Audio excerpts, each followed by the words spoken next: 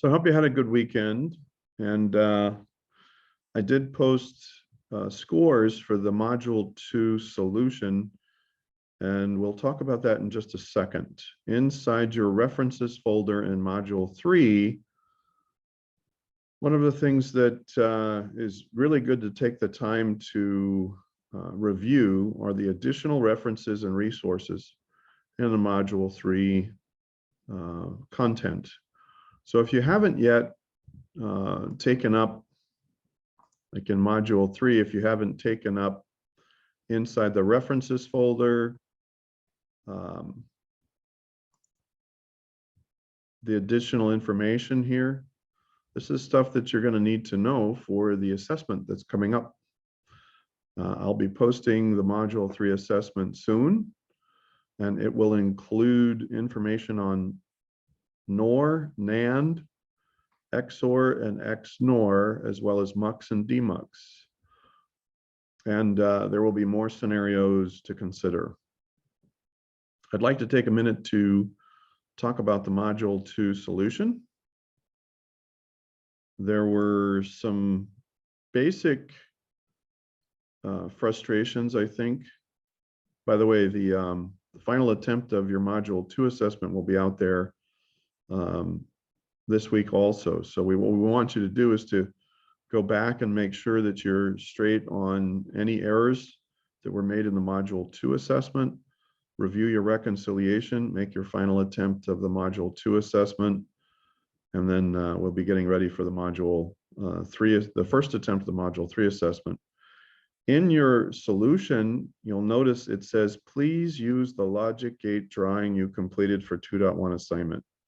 For some reason, a couple of students basically just neglected to include the drawing, right? So in the 2.1 assessment, we said, we want you to create a basic compound logic gate, and you must utilize 2 different basic components and or a NOT. You must avoid the use of a standard NOR or NAND. So this is the 2.1 assignment, and essentially you earn 2 points for that drawing.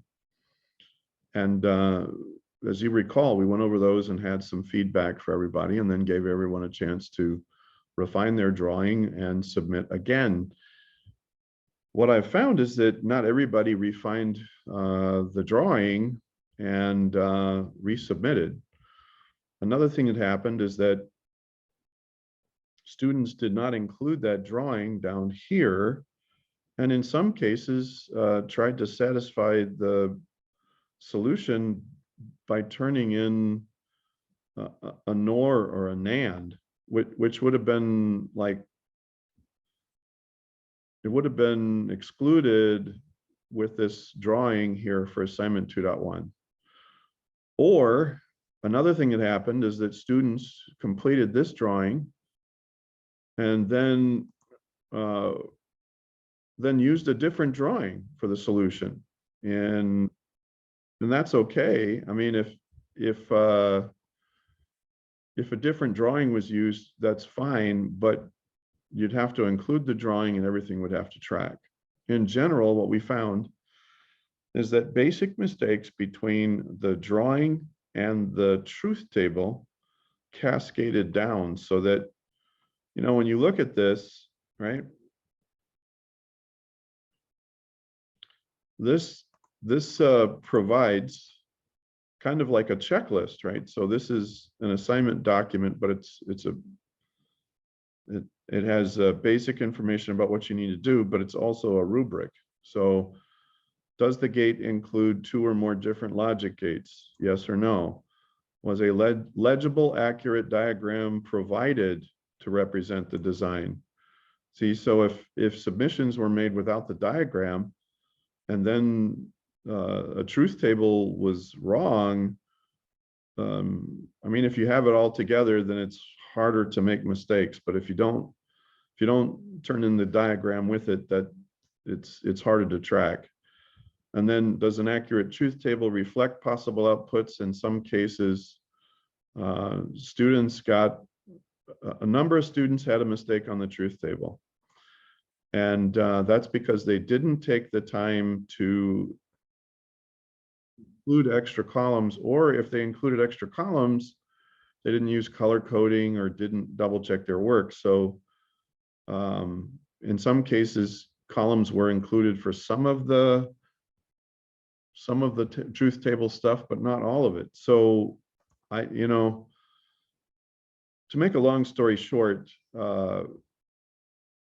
there were fewer students that actually took the solution, the diagram from 2.1, then used it in the 2.3 solution, then followed the 2.3 solution all the way through, and then double checked their work so that by the time they got to the canonicals and the logic statement, if the truth table is wrong, the canonicals are going to be wrong.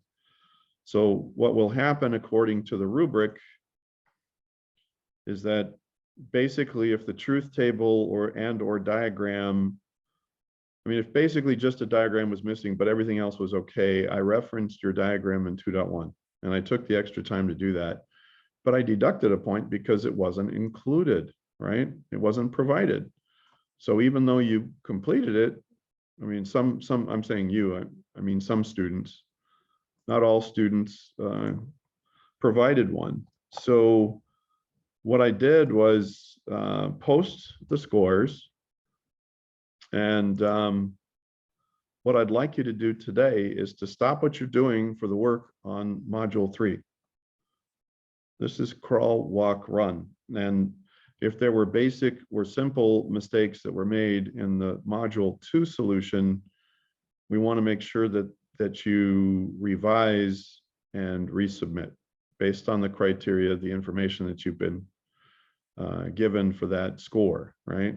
And if you're disappointed because you're like, oh man, I did all this extra work, but again, the problem happened early in the process. If between the diagram and or the truth table, then everything else would be off.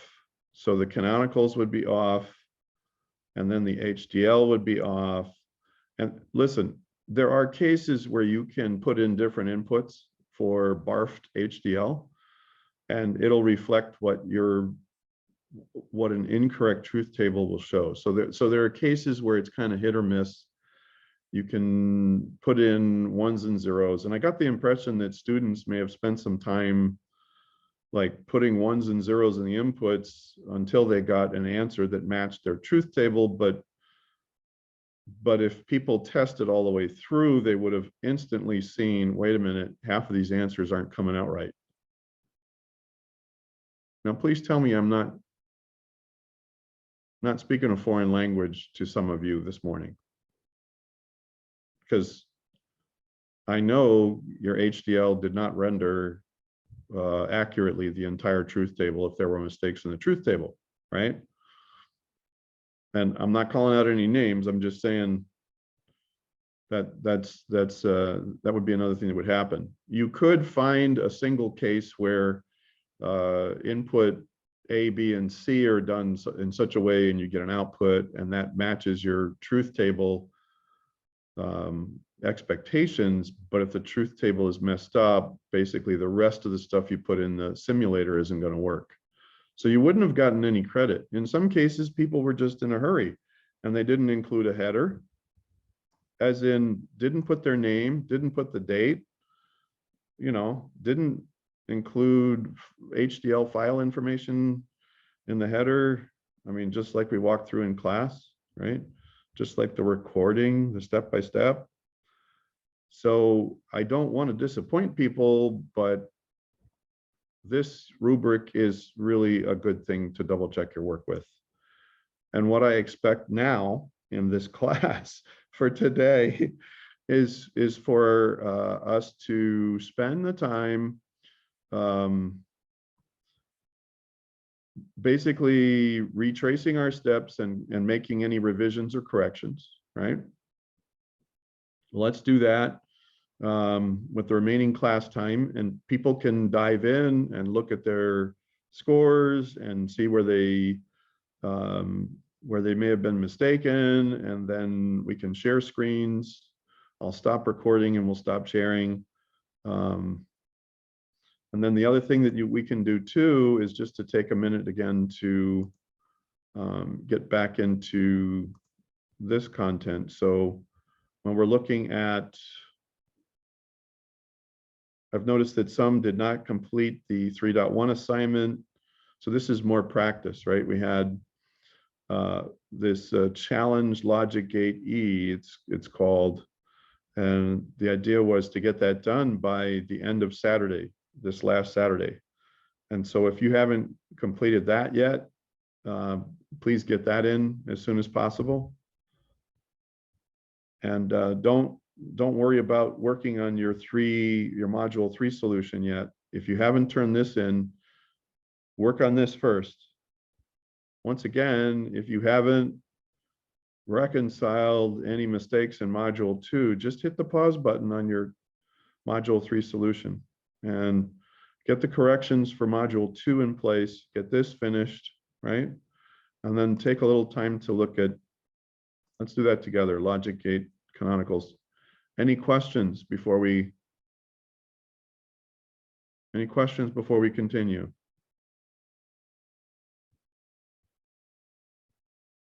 Hello, hello. I'm good. Okay. I'm going to go ahead and pull these up just quickly.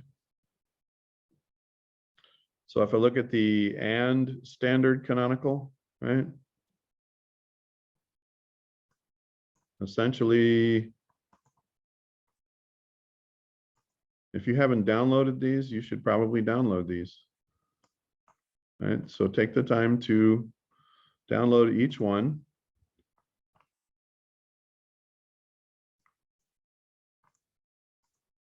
Whoops. Let's see, we have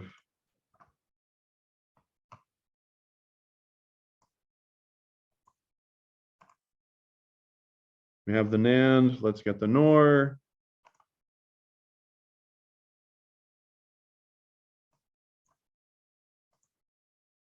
Let's get the XOR.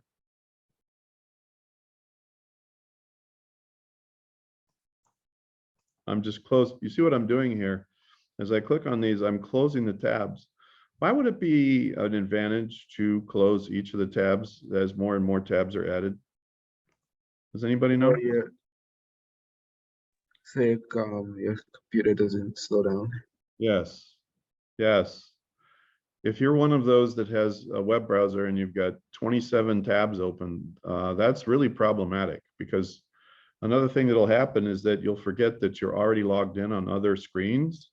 And if you're doing new or updated stuff on those other tabs, then you won't see the latest, greatest information necessarily, or you won't, the online system can get confused because you can have several inactive sessions that are still in memory, and then you have new active tabs, and then, I mean, with each day. So you should get in the habit of keeping your browser tabs down. I've seen a lot of headaches with a very basic thing like this, and I would advocate that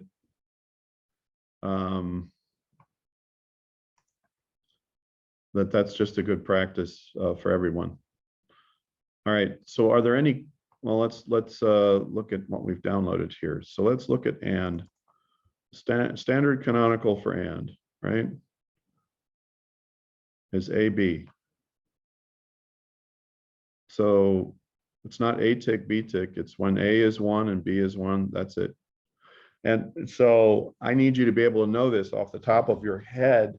And or is pretty simple, right? Standard canonical expression. When you look at the or, what you'll find out is that it's the reverse canonical, because there's only one case where it's false. So when the canonical for an or is going to be a reverse canonical, and it's the case where you have A tick, B tick. 0 inputs for A and B inputs. Does everybody understand what I'm saying so far? Yeah. Okay. Yeah. You got to know this off the top of your head. This is kind of like basic math tables for multiplication. When we get to module 3, to the assessment, I'm going to throw a lot of questions at you about, okay, you have a logic gate and, you know, this kind of canonical or this reverse canonical, what am I looking at? And you got to be able to know, oh, that's an or, this is an and. That comes in very handy for the rest of the modules, okay? So any questions so far about and or? Now let's look at NOR. Let's look at NAND and NOR. So AND is AB, NAND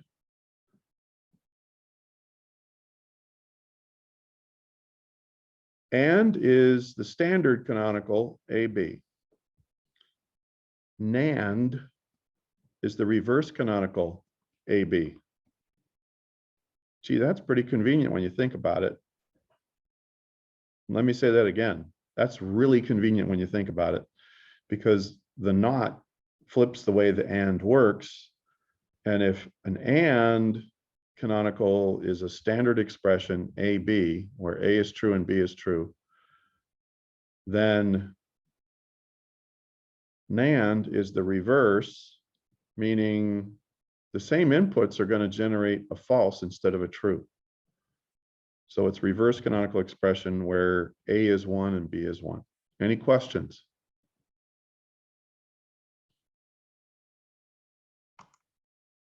What am I going to see about NOR?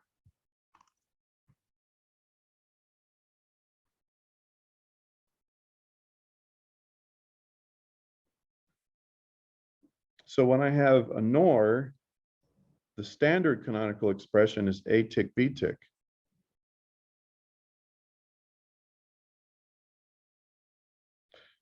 Now, you'd almost think that this not makes the or act like an and, but that is not the case. Standard canonical expression for and is AB. So what's the other expression that has A tick B tick? Or. It's NOR. Yeah, I mean, it's or. Yeah, or has A tick B tick, but that's the reverse canonical expression. So a NOR does not make an and. And what often happens is that students get confused and they remember the A tick B tick and they remember, okay, it's a simple case. But what you have to be able to distinguish is what's really going out here, what's really going on here. With an and, the only time you get a true is when A and B are 1 and 1. With or, the only time you get a false is when A and B are false and false, or 0 and 0. Well, the only time you get a true, so the behavior is a bit, all right, so let's think about this. With an and, you get restricted behavior and only one output has a true and the rest are false. This is also the case for and. This is also the case for and. But people look at this truth table and they start to think, well, a NOR is like an and. That's not true. A NOR requires 2 zeros for inputs before it'll generate the 1, or an and requires 2 1s to generate the 1, and all the rest are zeros. So there are cases where you want to filter an outcome, just like the filtering kind of thing that we talked about for the casino. Does everybody remember the casino example?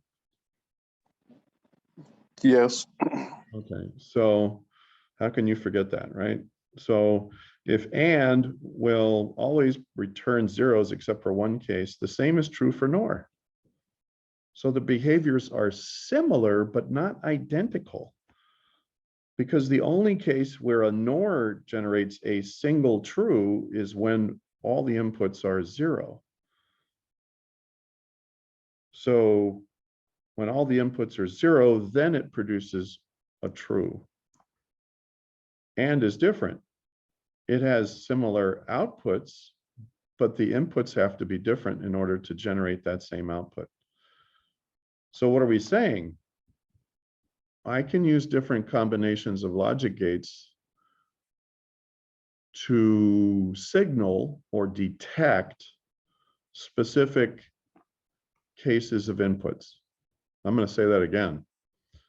I can use different logic gates to detect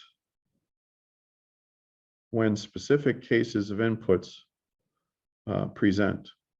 And that's really useful. Once you get to understand that, you're like, okay, you're sort of like an artist. I know that if I mix red and green together, I get brown, right?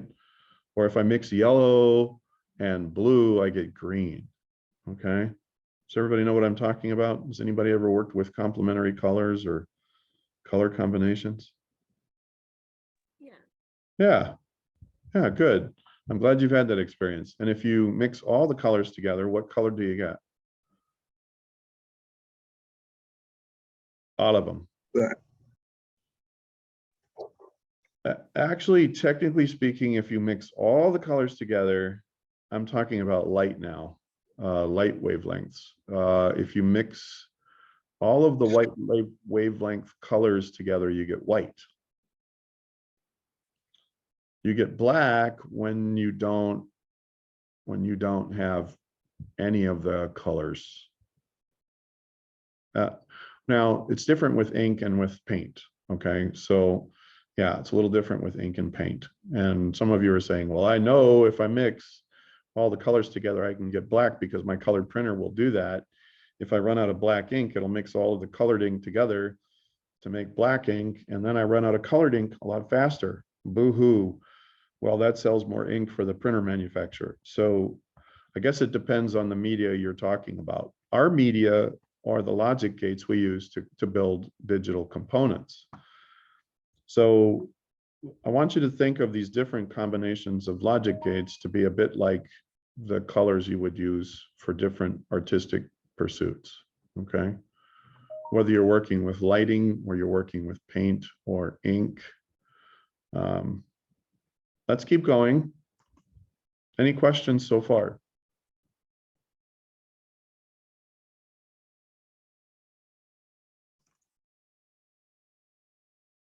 Here's the XOR. So XOR is going to be false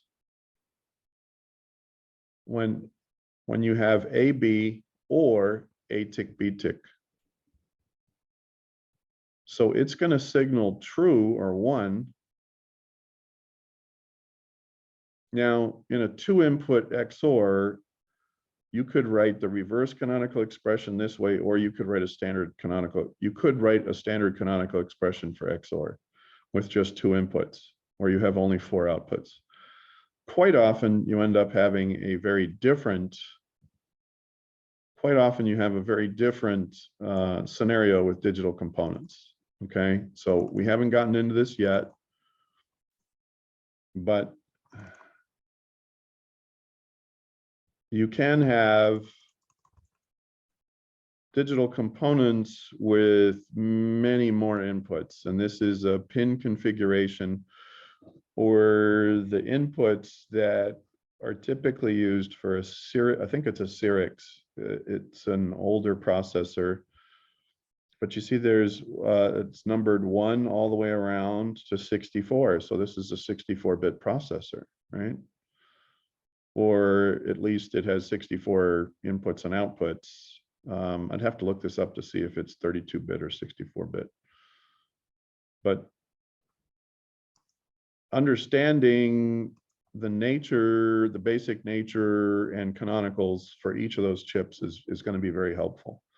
So you could write a standard canonical expression for a 2-input XOR by saying standard canonical expression A tick B or A B tick, where these four values are different. When you get to more inputs and you have more than just A and B, this is the most efficient. This remains the most efficient expression. That's why we state it exclusively. Does everyone understand what I'm talking about? Yeah. So when I have a 3 input, 4 input, 5 input, 6 input, 7 input, 8 input XOR, I'm going to have many more ones, many more ones, and I'm only going to have 2 cases that are 0.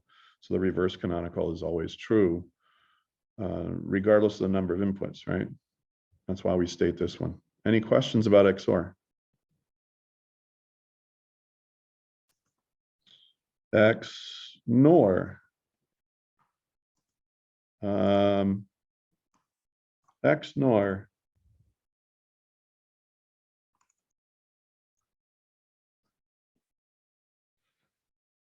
There we have it.